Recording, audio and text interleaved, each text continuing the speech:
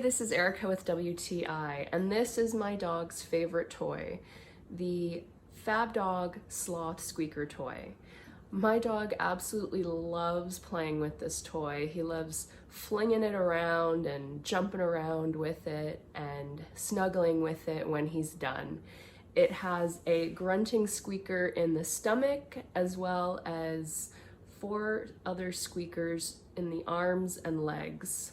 So lots of squeaking to be had with this toy.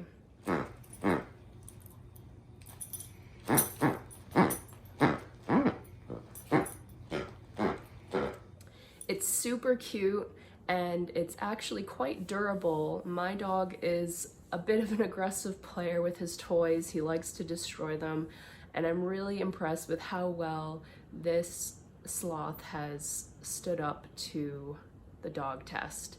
It's really cute, it's really fluffy, he loves snuggling with it at night, and it's a sloth. How can you not love a sloth?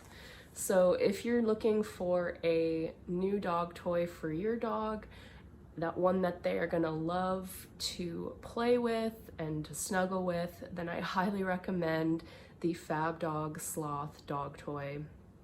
It's super cute, and that's my point of view.